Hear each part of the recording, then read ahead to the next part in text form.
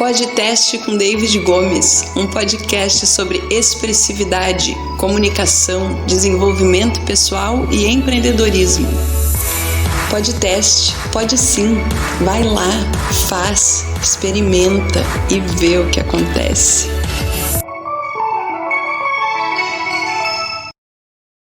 Bem-vindos a mais um podcast com David Gomes.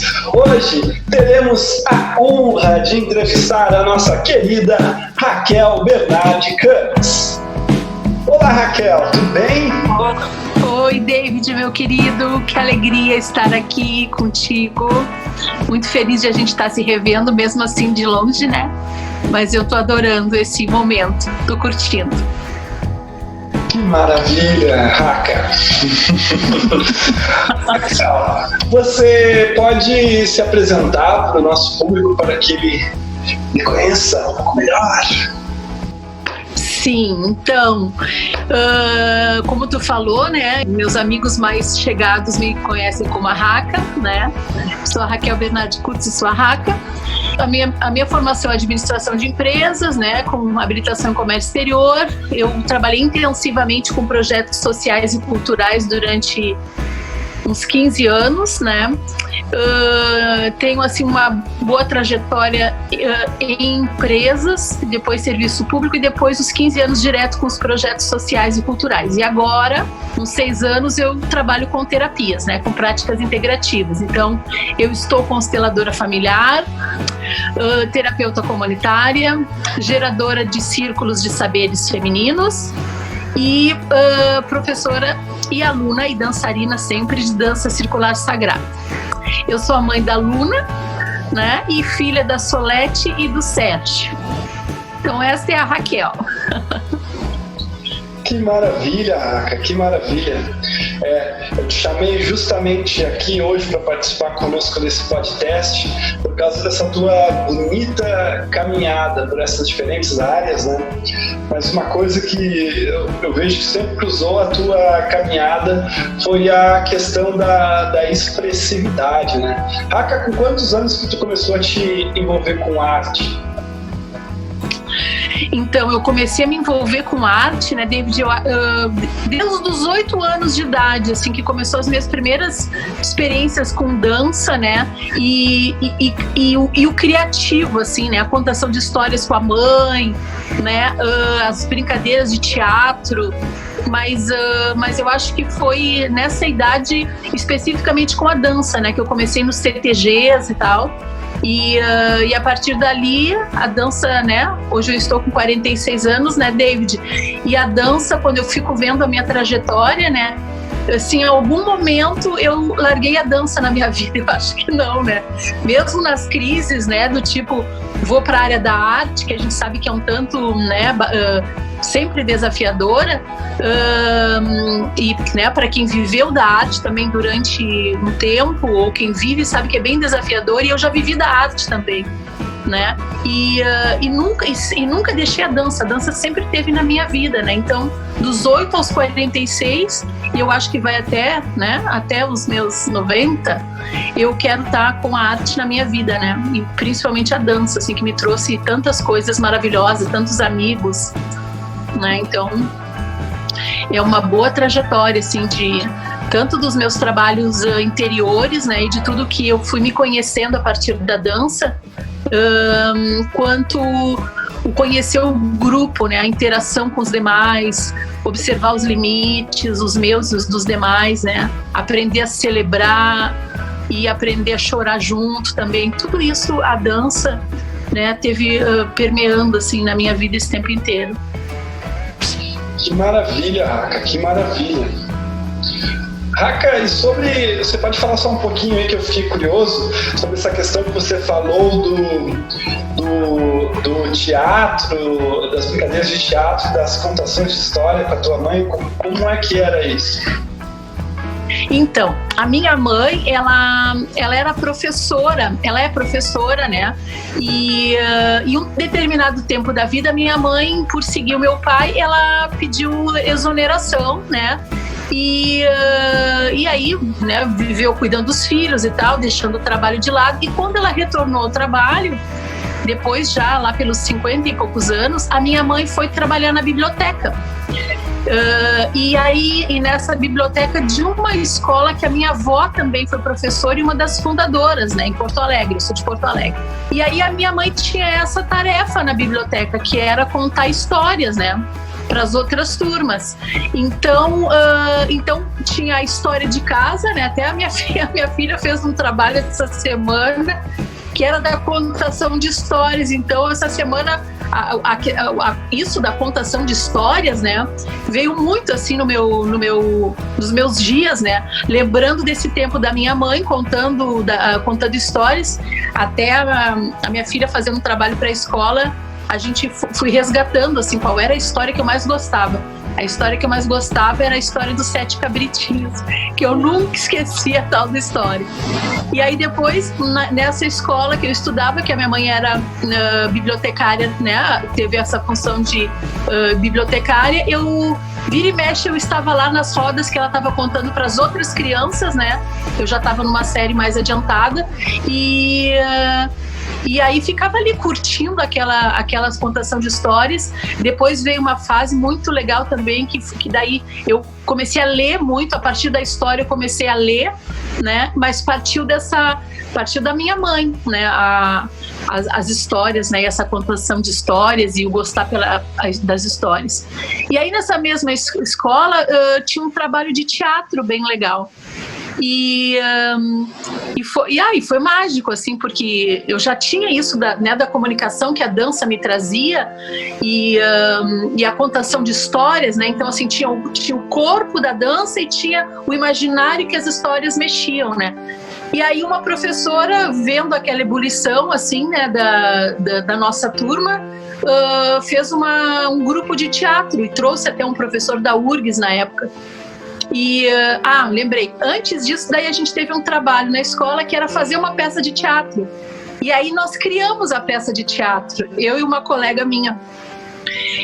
O nome da peça era até Troque Seu Cachorro por uma Criança Pobre. E aí aquela peça de teatro entrou num circuito com as outras turmas e nós ganhamos uma premiação. E aí essa minha professora trouxe um professor da URGS e aí a gente começou a estudar teatro durante um tempo na escola. E daí depois eu fiz outras formações assim de dança e de teatro em Porto Alegre, isso. Mas aí a dança continuou, né? Mas eu tive algumas experiências bem legais de teatro também. E como é que foi essa caminhada com a dança, Raca?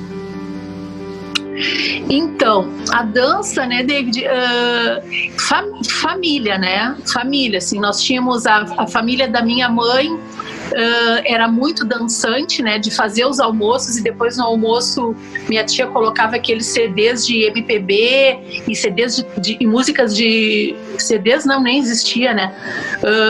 Músicas de tango. E aí depois do almoço tinha aquela cantoria, aquela coisa de dançar e cantar e todo mundo junto. Tinha muito isso na minha família da minha mãe. E eu era meio arroz de festa, assim, sabe? Porque eu tava sempre dançando e uns tios me pegavam e a minha mãe me pegava e a gente dançava junto, era muito legal. E o meu pai tinha descendência de italianos, né? Sempre gostou muito de ópera, né? De coisas assim, mais ritmos mais ufanistas e tal. E o samba. Então a nossa casa era assim era uma mescla assim de MPB, de tango, de samba e de ópera, né, de música clássica. E eu me lembro muito assim do meu pai pegando a gente para dançar e a gente subia no pé dele, né? Eu me lembro que eu era pequenininha, então eu subia no pé dele para acompanhar os passos e ele ia dançando com a gente e comigo. Então a dança começou nisso, né? Começou nas funções e nas reuniões de família e nessa memória afetiva, assim, que vem de pai, mãe e irmãos e tios, né? Muito, assim, muito dos tios também por parte de mãe. E aí, a partir disso, né, David, eu fui para CTGs, depois veio uma época de ouro que o pessoal do folclore começou a dançar em churrascarias, na época... Nem deve ter escutado falar, mas nós tivemos um grupo folclórico muito famoso, né, que era o Muripás. E eu peguei a rebarba do Muripás, né? E nessa época, nossa, quem dançava em churrascaria era tudo, né? E aí eu fui dançarina de churrascaria durante mais ou menos uns 7 anos. Interessante isso, Raca. Quer dizer que teve um momento que o pessoal da música tradicionalista era tipo quando tem apresentação de música, mas tinha apresentação de dança tradicionalista nas churrascarias. Direto, não só nas churrascarias, né? Tinha um grupo folclórico e esse grupo era contratado para fazer shows em eventos, em festas públicas, né? Em festivais. E eu peguei a rebarba desses grupos, né? Quando o Muripaz já estava, acabando, ele deixou sementes de vários grupos, né? O pessoal foi indo para outros grupos e eu estava chegando nesse mundo das churrascarias e dos shows, né? Dos shows em feiras e eventos. Então nós pegamos uma época de ouro do folclore. E era um folclore gaúcho, né, que a gente falava. Ele era o folclore do Rio Grande do Sul, era o folclore da Argentina, do Uruguai. Nisso incluía também os malambos, né, malambo de bombo, malambo de bolhadeira, malambo de faca, malambo de lança. E aí eu acho que por uns 7 anos por aí, acho que dos meus 17 anos até os 23, eu dancei direto em churrascaria, né? Eu fui dançarina de churrascaria, não sei se tu sabe. Isso é interessante. Então era uma vida bem puxada, assim, porque nós dançávamos todos os dias de noite e todos os finais de semana. Então, eu lembro que quando eu tive meus alunos, né, dos projetos sociais aqui em Santa Maria, eu sempre falava para eles, né, que eles só iam provar o amor, que eles tinham que ter que me mostrar muito para provar o amor pela dança, né, como eu tinha, assim, de durante todo esse tempo, né, viver da dança, trabalhar com a dança todos os dias, todos os finais de semana. E depois dessa fase... Praticamente não tinha folga, então... Não tinha folga. Nessa época eu trabalhava, dançava e estudava de noite. Quando eu tinha folga da churrascaria, eu estudava, fazia faculdade, né? Então eu realmente não tinha folga, assim, eu não tinha folga. E tu tinha mais algum trabalho além deste de dançar? Eu dançava, dançava de noite. Quando eu não dançava e tinha folga, a gente tinha mais ou menos 3 folgas, eu tinha aula, procurava organizar o meu horário da faculdade. Não tinha grana para fazer todas as cadeiras, né? Então tinha que estar sempre...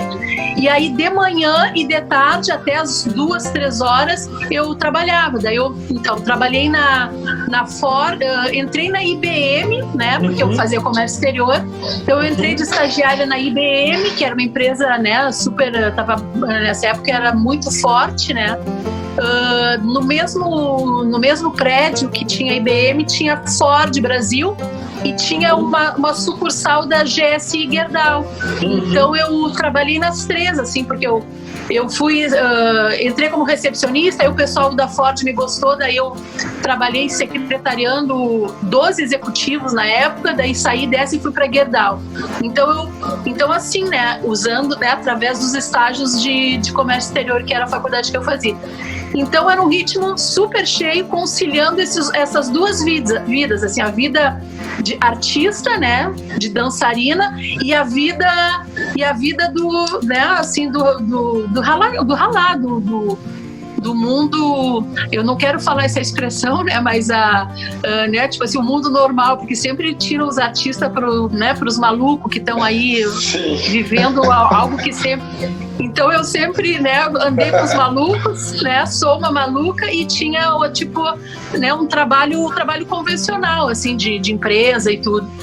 E assim foi a minha vida até mais ou menos os 23 anos, e aí veio a minha segunda e a minha eterna paixão, só que tinha que ter grana para conseguir fazer ainda. Agora mudou muito, mas daí dos 22 por aí até os 28, daí dos 22 até os 32 foi flamenco, né? Daí eu fui pro flamenco, fiz várias formações de flamenco. E depois do flamenco, a dança circular sagrada, né? Que é o que eu faço hoje. Então essa foi minha trajetória com dança, né? Sim, o flamenco aqui em Santa Maria, tu foi um expoente, né? Tu foi uma das pessoas que mais trouxe a cultura aqui da cidade. Como é que é essa tua questão? Porque, enfim... Aí o que aconteceu? Com os 28 anos, eu conheci o meu marido, né, David, e vim de Porto Alegre morar em Santa Maria.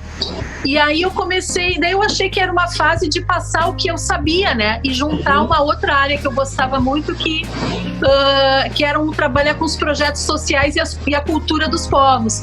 Então nós criamos o MOCIP, que é a OCA Brasil, a qual tu trabalhou também, né? Fomos parceiros na OCA. E aí chegou uma fase, daí eu engravidei, mas daí foi uma fase que eu comecei a através dos projetos culturais e sociais, passar tudo aquilo que eu tinha aprendido, né? Tanto do folclore gaúcho, quanto do flamenco, quanto das artes, né? E aí eu joguei tudo isso para dentro dos projetos culturais, e daí foram mais 15 anos de amor, assim, à arte, mas daí dançando com os meus alunos, produzindo, né? Criando espetáculos e tal. Aí você saiu dessa fase onde você estava ali dançando, e começou a focar numa questão do ensino, né? Exatamente. Montar os projetos, né? Aliás, parabéns por esse teu trabalho aí nessa questão dos teus projetos culturais voltados ao público carente, né, as aulas. Eu tive a oportunidade de trabalhar contigo há alguns anos, dar aula de teatro, foi muito legal, acumulei vivências, experiências muito significativas trabalhando com a OCA, né, conhecendo algumas das escolas aqui da região de Santa Maria, os nossos projetos também, espetáculos bem bonitos, depois que a gente montava. Isso é bem legal, Raca, é muito legal. Raca, então, tu disse que desde novinha, né, lá com 8 anos, já começou a ter esse envolvimento com a dança, com o teatro, com a contação de histórias com a tua mãe, né? Depois tu teve a oportunidade de atuar no meio empresarial também, né, trabalhando ali, já uma jovem adulta. O que essa questão da expressividade, Raca, desse trabalho com a arte, com o teatro, com a dança, como tu acha que isso contribuiu para a tua vida, assim, sabe? Eu penso, né, David, que assim, eu tenho tudo na minha história, assim, tem a ver com uma postura pessoal de querer manter a minha autenticidade, sabe? Querer manter e viver de acordo com a minha verdade pessoal, né? Então, toda essa trajetória da expressividade, né, que é o nosso tema, veio com esse olhar, com esse primeiro olhar para mim mesma, né? Quem eu sou, o que eu gosto, né? Como eu posso reconhecer quem eu sou, manifestar quem eu sou, né? Sustentar a minha expressão pessoal, suportar, né, os altos e baixos da vida, conseguindo ser eu mesma, né? Então, eu vejo hoje, assim, que o primeiro ponto, né, da comunicação e da expressividade é a gente conseguir estar no nosso centro e viver a nossa autenticidade, né? E isso não é fácil, né, David? Não é fácil, porque nós somos o tempo inteiro bombardeados com os condicionamentos da vida, com as necessidades de sobrevivência, com os rótulos, né? E com a busca pelo dinheiro, com as tendências culturais de determinados ciclos, com quem a gente casa, com quem a gente convive. Então a gente é bombardeado o tempo inteiro, né? Parece que num teste da própria vida, para ver se a gente vai conseguir viver essa autenticidade, essa singularidade que somos, né? Então eu falo isso porque para mim esse é o primeiro princípio da comunicação, né? É estar em equilíbrio com quem eu sou, prestar atenção a isso, dar voz a isso, dar expressão a isso, né? E aí eu acho que tudo que vem depois disso, né? É importante tudo, mas é segundo plano, sabe? Se eu não estou encaixada comigo mesmo, se eu não estou me honrando, me respeitando, eu penso que a expressividade, a comunicação e o empreendedorismo fica truncado ali adiante, né? Claro que as coisas não são estanques, né, David? Tem momentos que a gente tá mais centrado em quem somos, tem outros momentos que a vida nos exige parar um pouco e ter outro foco. Aí, mas eu penso hoje, sabe, que que tudo decorre, né, e que todo o amor e respeito e fluxo de comunicação que existe com outras pessoas ou outros grupos decorre de como eu me honro, né? Como eu cultivo a paz dentro de mim, me respeitando, né? Respeitando quem eu sou, desenvolvendo os dons e as habilidades que eu realmente acho que tem a ver comigo, né? Se eu, né? E o pensamento contrário também, se lá pelas tantas eu só tô de corpo presente, né, na vida, nas coisas, só tô de passagem, deixando, né, as outras coisas e tomando conta da minha vida, ou vivendo uma vida que não é minha, ou atendendo as expectativas da minha família, dos meus pais, dos meus amigos, ou do mercado de trabalho, a gente parece que, penso que a gente, e até, obviamente, já vivi isso também, né, e também já senti os vazios, né, advindos dessa postura também, a ponto de hoje perceber que o foco é me aceitar, me respeitar e me honrar da maneira que eu sou, né? Isso traz um retorno de comunicação com o outro muito legal, né? Porque daí parece que eu tô na minha autenticidade e aí isso reverbera, né? Daí quando eu tô com o outro, parece que a ponte de um coração a outro, de uma mente, de uma alma a outra, ela já se estabelece, né? Então, na minha experiência, tem sido assim, sabe, David? Sim. Raquel, eu olho assim das conversas que eu tenho contigo, né? E com essa conversa agora, eu vejo 3 fases, né, na tua história.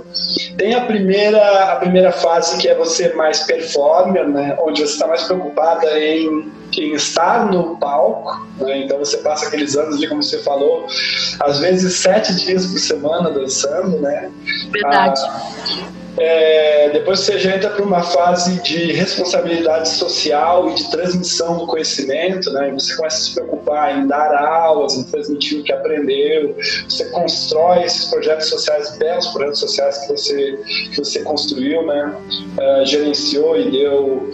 Aí tem essa fase onde você começa a ensinar o flamenco, né? Que você é sua professora, depois você vira, como é que eu posso dizer, uma líder, né? Uma idealizadora, que daí traz a oportunidade que diversas pessoas compartilhem seus conhecimentos e dons e habilidades da arte, né, que ensinem outros, né, você multiplica. E depois eu vejo que você entra num terceiro momento, que é essa tua fase terapêutica, né? Você começa a fazer as formações terapêuticas, a atender com a constelação familiar, a fazer as danças circulares, né? E hoje em dia você tem o teu próprio espaço, né?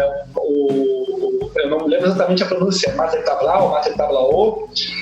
Mater Tablao. Mater Tablao, que é arte, cultura e espiritualidade, né? Que é esse teu espaço tão bonito, assim, com diferentes ações. Eu gostaria que você falasse um pouco mais sobre essa terceira fase, na minha visão, né? Eu, David, aqui, na minha visão, essa terceira fase, e sobre o teu espaço também. Uhum. Então, tu sabe que essa semana eu estava participando de umas lives e o pessoal tem falado muito agora, né, do lugar de fala, né, que tem a ver com isso que tu disse, assim, eu vejo 3 fases, Raca, e é mesmo, tu tá correto, né? E então, assim, o meu lugar de fala, né, hoje na dança e na minha profissão e no meu trabalho terapêutico, eu falaria que é uma compreensão diferente, né, do uso do nosso poder criativo, sabe? Hoje, por exemplo, esse ano eu iniciei o ano, tu vê só, eu iniciei o ano pensando assim, vou voltar ao flamenco com 46 anos. Tu mesmo, Heron, que sempre me incomodou, né? Tá aí o teu flamenco, né? Quando tu me via meio de cabisbaixa por ter deixado a minha arte para Raquel, né? Porque teve um tempo que as coisas não são estanques, né? Eu me diluí com os meus alunos, eu me diluí com os meus projetos. E aí eu ficava pensando, pô, né? Mas daí, agora com 46 anos, com filha, com tudo, e, né? Não tem mais a Raquel performance palco, né? É outra Raquel agora, né? E eu percebendo aquela energia do flamenco e da dança, a idade, né, chegando, mais limitações, né, assim, limitações do corpo, de flexibilidade, de postura, já chega uma dor na coluna, o cansaço já bate, obesidade, né, e tal. E aí a gente vai sucumbindo. E aí eu comecei a perceber que nada a ver, sabe? Que eu precisava estar viva, que é o que eu te falei da autenticidade, né? E eu comecei a perceber que não tinha tempo para viver essa autenticidade, sabe? E aí eu comecei a perceber que eu tinha sim que voltar a trazer o flamenco para minha vida com os meus 46 anos, com os meus quilos a mais, com a minha dor de coluna, e que era importante. E aí eu comecei este ano, né, trazendo o flamenco de novo. As minhas meninas que começaram comigo com 14, 15 anos, que agora estão com 24, 25, foi eu chamar e elas já vieram e a gente já estava lá ensaiando e tudo. E aí quando a gente se reuniu, eu disse para elas assim, gurias, se eu pudesse começar do zero hoje, né, eu iria desconstruir tudo aquilo que eu ensinei para vocês na época dos projetos. Porque hoje a minha visão é que a criatividade, né, naquela época a gente tinha muito também uma limitação do método, né? Então, assim, tinha aquela coisa, recorte, cole, copie, pega o conteúdo, estuda. O flamenco tem muito disso, as danças têm isso, né? Tu tem que sistematizar, desenvolver habilidade, isso leva tempo e tal. Mas eu acho que faltou um incentivo a este olhar para o poder criativo de cada um, né? Como me sai o passo de flamenco? Como me sai essa emoção? Né?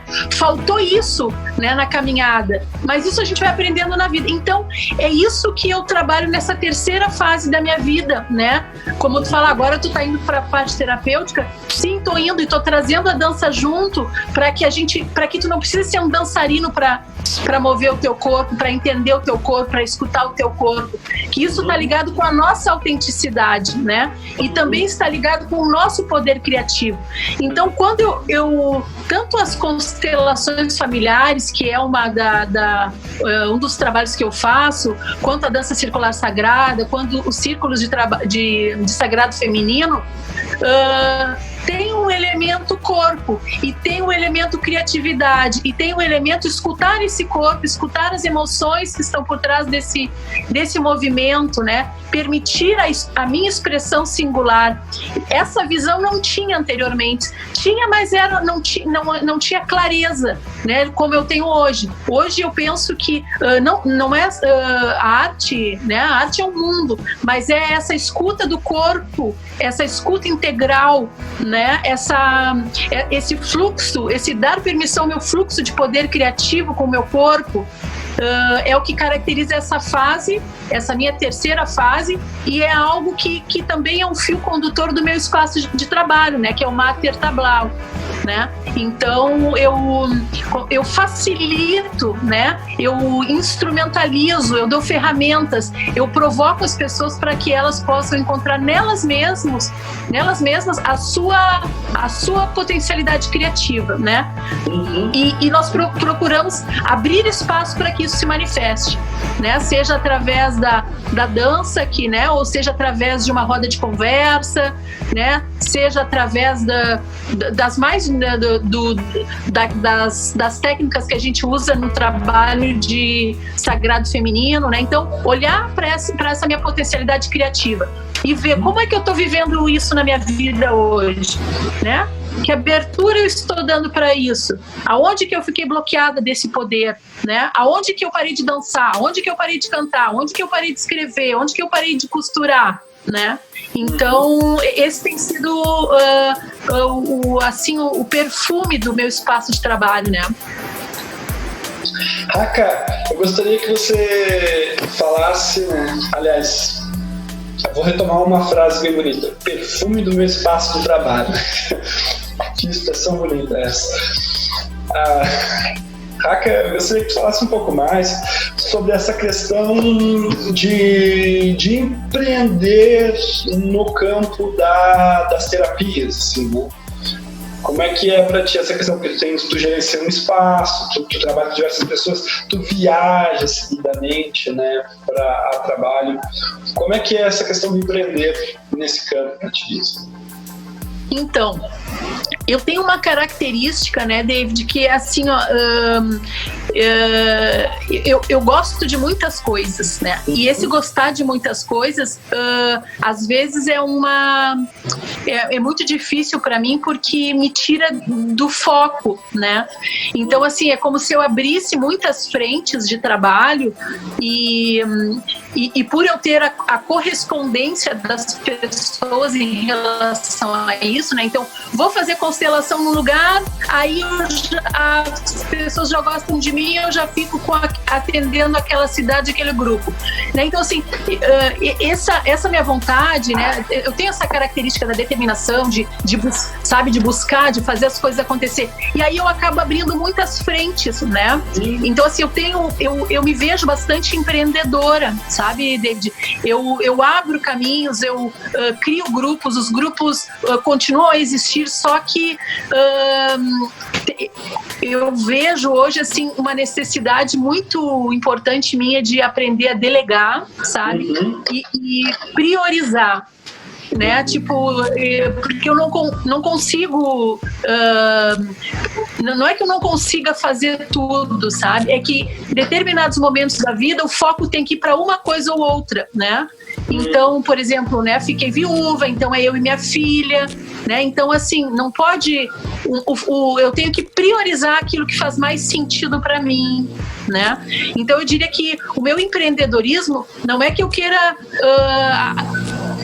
reduzir, né? Ou que a partir do momento que eu faço determinadas escolhas, eu esqueça de outras frentes que eu abri, mas é simplesmente ter essa compreensão de que eu tenho que priorizar algumas coisas, né? Alguns caminhos, para que eu tenha um resultado melhor, para que eu consiga me poupar um pouco em termos de energia, para que eu deixe as portas que eu abri possam outras pessoas entrarem, né? Outras pessoas fazerem aquilo que eu deixei como semente, né? Hoje é uma fase um pouco assim, né? Eu tô procurando priorizar. Isso é duro para mim, né? Porque eu tenho um estilo muito mulher-povo, é muito natural meu abrir ideias, abrir projetos, abrir situações.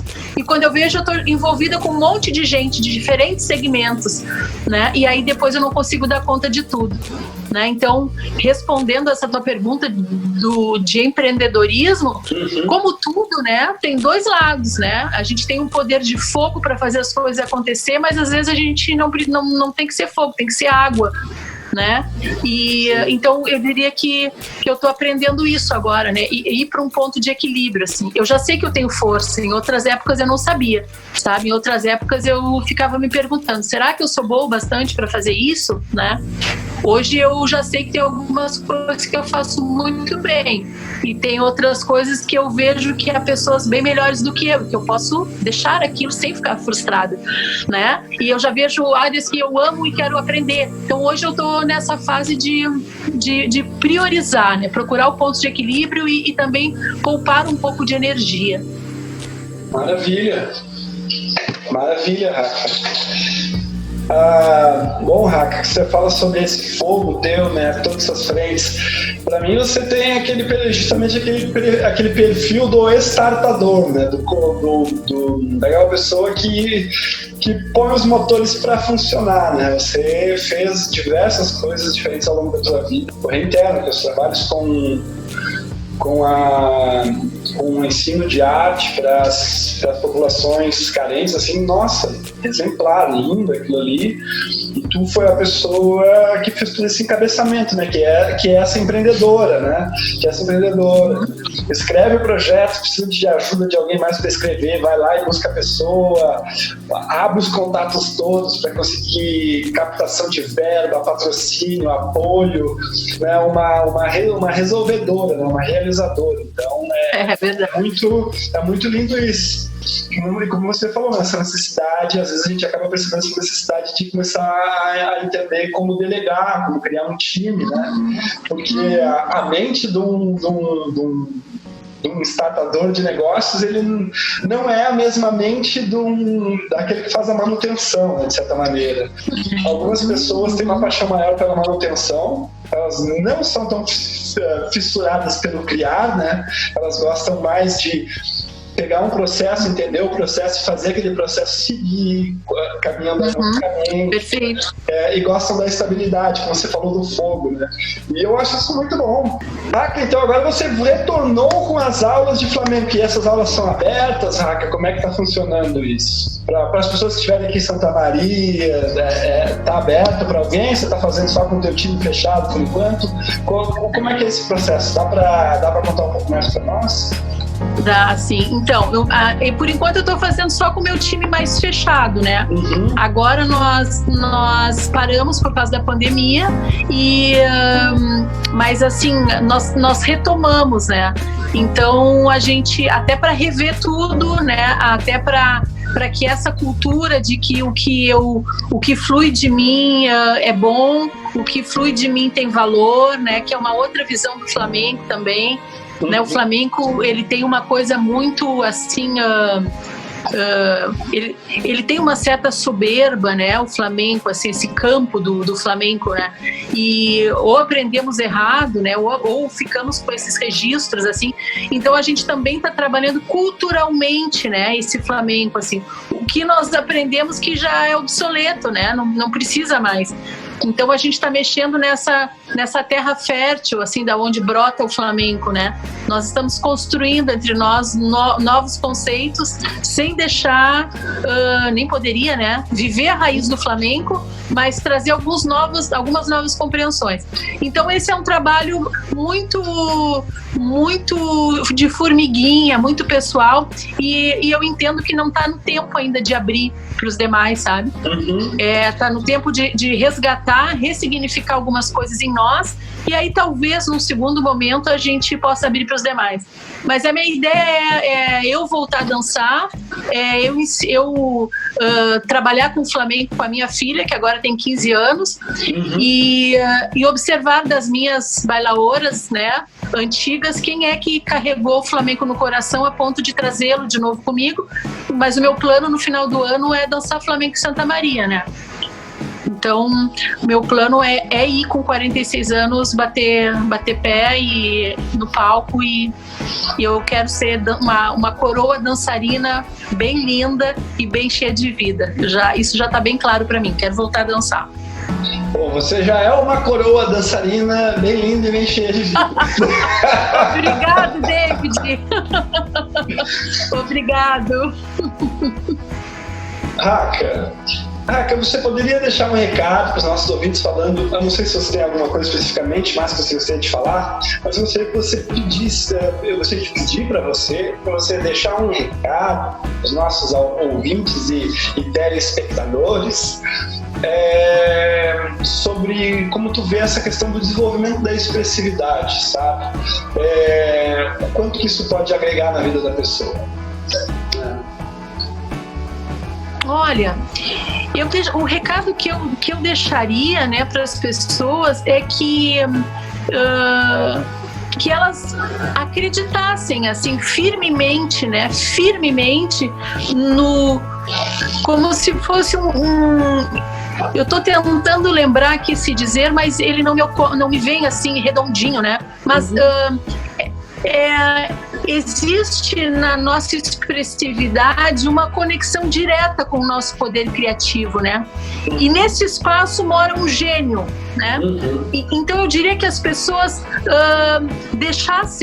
abrissem a porta para que esse gênio interno, né, de cada um, da maneira que é, do tamanho que é, do jeito que é, vir à tona, né? Dê forma a esse gênio criativo dentro de si mesmo, né? E expresse isso ao mundo. seja com o teatro, com a contação de histórias, com a dança, com fazer uma comida, com usar sua expressão como palestrante ou com o que for, sabe? Mas que as pessoas não fiquem mais com medo de expressar o seu gênio criativo, porque isso é um dom, né? É um dom da divindade. Isso é honrar a si mesmo, né? Isso é viver a sua autenticidade, é caminhar no seu caminho, né? Ir de encontro ao seu destino. Então esse é o recado, né? Viva quem você é, seja quem você é, sem medo, ouse. Esse é o meu recado. Aqueceu o meu coraçãozinho aqui falando isso, Raquel. Oh, é pra você, pra todo mundo, pra mim. A gente tá numa época que a gente precisa olhar pra isso, né? A gente tem que parir a nova terra, assim, e deixar um pouco essas marcas que a gente tem de escassez, ou de se rechaçar, ou de simplesmente sobreviver, né? Nós temos que dar uma virada em direção a uma compreensão mais rica da vida, né? Uhum. Isso é isso. Isso é bonito, isso é bonito. Eu brinco, um dos slogans que eu criei para mim mesmo, né?